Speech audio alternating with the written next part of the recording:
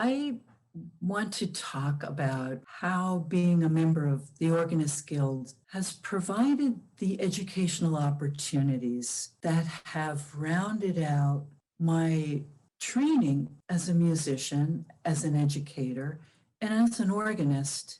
Let's rock and roll. All right. Welcome to another interview with Northern New Jersey member and former Dean, Cathie Ruppi. Welcome, Cathie. Thanks for being with us tonight. Thank you for having me. So let's dive right in. Could you share a little bit about how you got into music and specifically into sacred music and playing the organ? I like the two-part of that question. I grew up in a very musical family.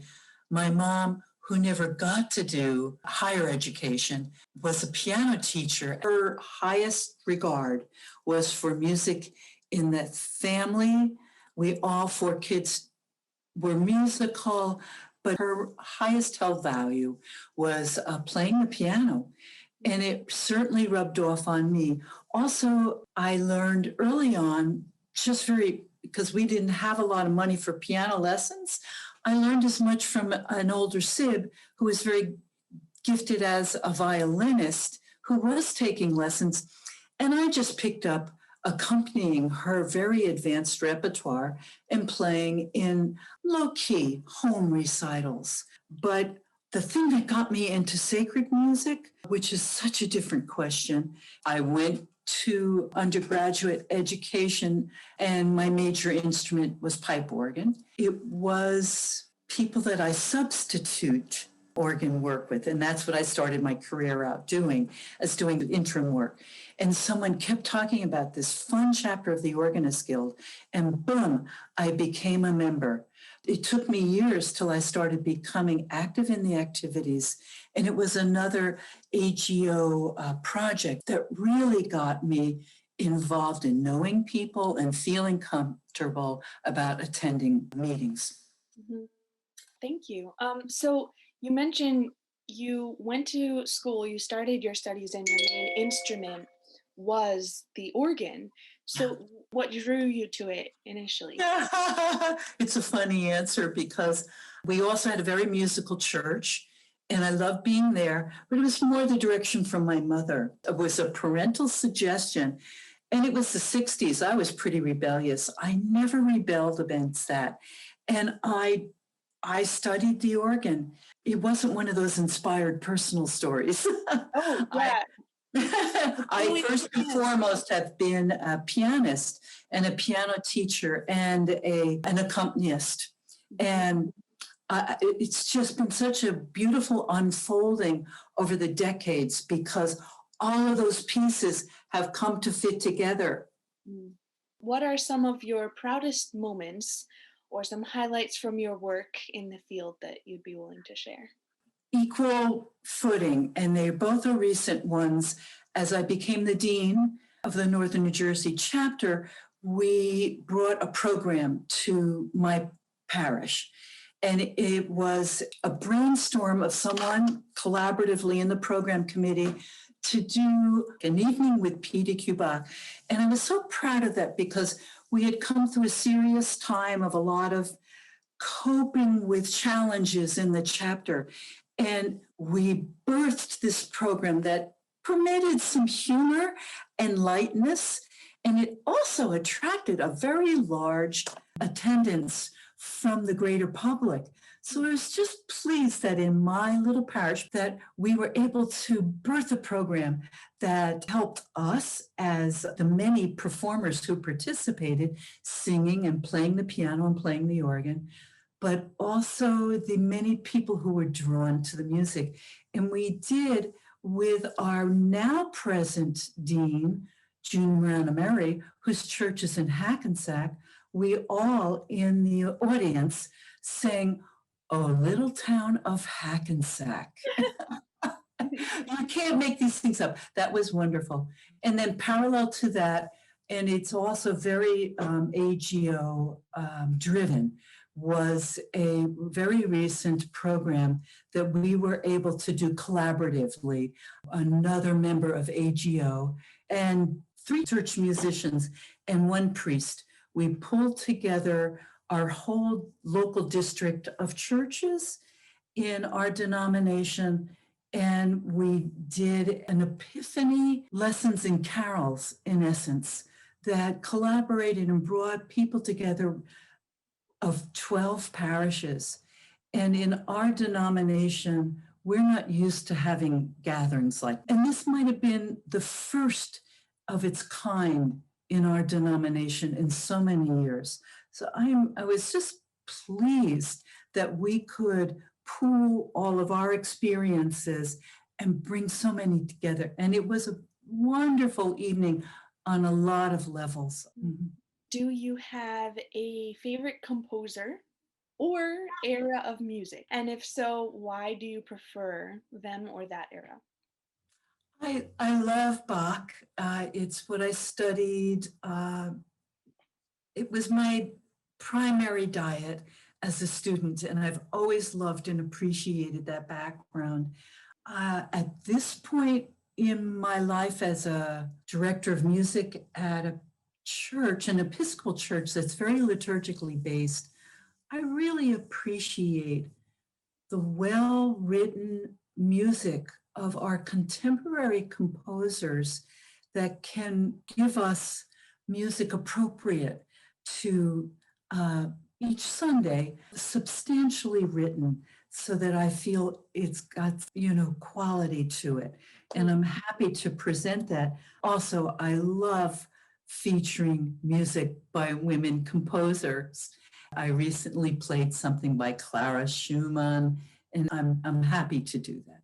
Mm, wonderful. And this is why I love our AGO gatherings, and especially our regional conventions, because that's where I've gotten so much more aware of, say, the Southern New Jersey Regional Convention, where there was a fabulous program on women's composers Mm, and composers of color.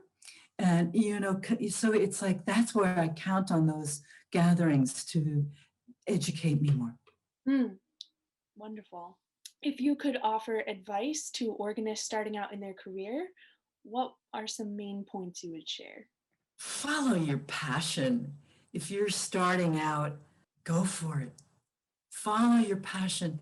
And if your passion is to have fun, then I want to say that because this is a lifetime. I know it's a high ideal for us to study and play music, but I know it's also being in a church environment has so many other aspects than just what we were trained to do at school. Mm, And over time, I have found that my many other interests in life have been big supports for the challenges that come up that don't just have to do with making music. So I want to encourage anyone starting out to be patient and bring around you a good community of people who support you because they're going to be your biggest help as you're going forward. And learning to find those people, perhaps in an AGO meeting or perhaps a clergy person who you can unravel and share the process with, because the process we're going through is what all of us go through, although at the time it can feel very personal. It's just such a fantastic opportunity to have a weekly opportunity to be sharing what you love, which is your music, and to inspire a whole community around you to love it too. mm, I love it. Yeah, thank you. Okay, next question. What have you gleaned from being a member and specifically a leader of the chapter? So there was this member of the AGO who encouraged me to join, which I did. But it wasn't until I started joining fundraiser that our local chapter would have a hymn sing every year. It was a major fundraiser for a scholarship fund for organists who were working on their master's degree. But we would have a massed choir and instrumentalists and guest conductors. And it was always just the most inspiring event to do, to participate in by myself. But we music directors all would bring our choirs in together for it. And so it became a way for me to get to know other members of the local chapter and to see this wonderful benefit that when we all worked together, we could raise ultimately such large funding that we, at the peak of that scholarship fund, we were able to give numerous scholarships every year. And it was one of the largest in the country, independent of any institution. It just gave me a greater purpose from what I was working on in my local parish. So the bigger. How did I become a leader? Just small steps, one at a time, over a long period of time.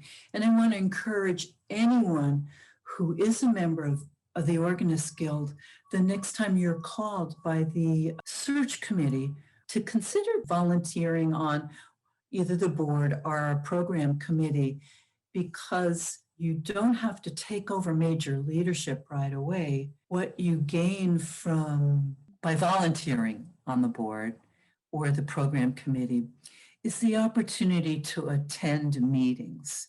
You may not know right away what it is that's going to be your contribution.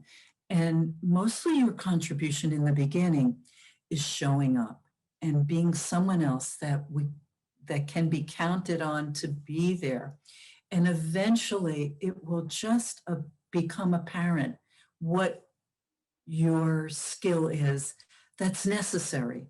And we sometimes don't ever know even what skills we need. We need that experience that you gain by being there over time, so that when you do ultimately step into a leadership position, you've got an idea of how things are organized and how things get done. It's a great opportunity. And I stepped into becoming sub-dean, which is the step before dean, after many years of being class of different years, and also working on the nominating committee, approaching people to be nominated. And our dean at one point, just point blank said, I'd love for more people to step forward and help out.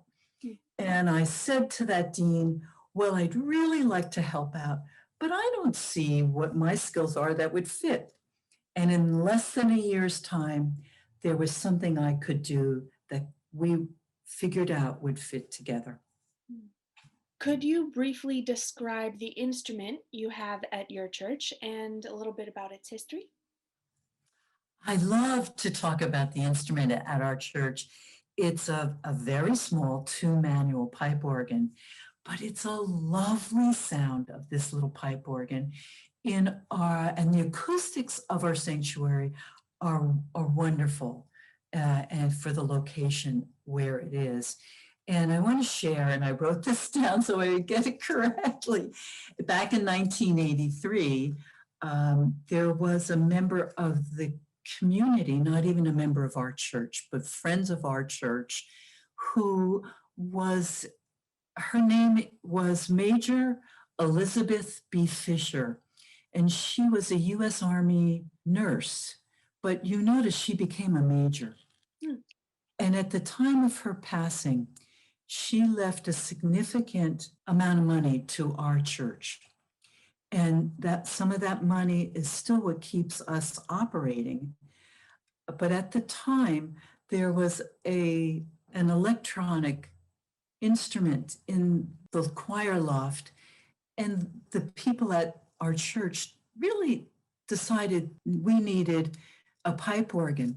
Our pipe organ that they ultimately decided on is a company that no longer exists, but many of you know MP Moeller from Hagerstown, Maryland. And it's an astounding number. That's why I write this down. They were close to going out of business, and they built a lot of instruments during that time period. This is opus number 11,625. I don't think pipe organ companies do that. So it could explain also the size of this instrument. And it's just a sweet instrument to be able to play on. Beautiful. Okay, so that's all the questions that I have for today, but is there anything else that you'd like to share with our audience viewing today? Yes, I want to talk about how being a member of the Organist Guild has provided the educational opportunities that have rounded out my training as a musician, as an educator, and as an organist. Gradually over time, it's offered opportunities for me to attend any number of kinds of seminars, Saturday seminars at Westminster Choir College. It's the opportunities to attend national conventions. It's such a resource for opportunities for growing. You could never imagine where it's going to lead you after you've attended something like that. And right now, we've been able to attend our first one virtually, not the entire conference, but last year when we did Organ Fest this past summer, I never would have been able to even attend that convention, but we were able to do it virtually. So virtual living right now is opening us up to so much more education.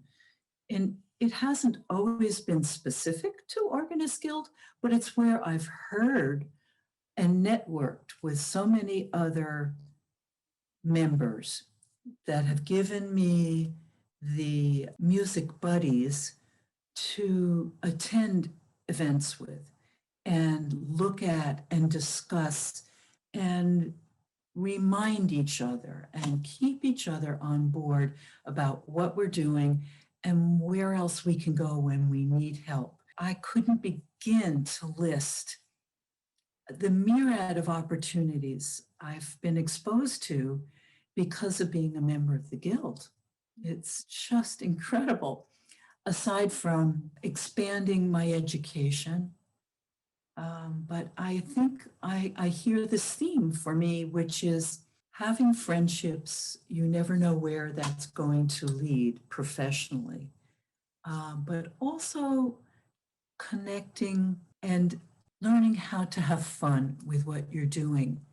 Learning to have fun with fundraising and learning to have fun with a challenge that you don't know how to deal with, or setting up a repertoire or working on some issue with your instrument. It is a tremendous support in a musician's life to find a community of other musicians. I don't know how I would do it without. Well, that's great. Yeah, thank you so much. Thank you for being with us and sharing your wisdom and your insight and how to have fun.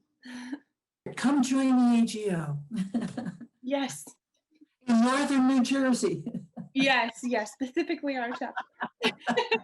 The best chapter. We are truly, really a great chapter. Many interesting, helpful people. Wonderful. Thank you very much.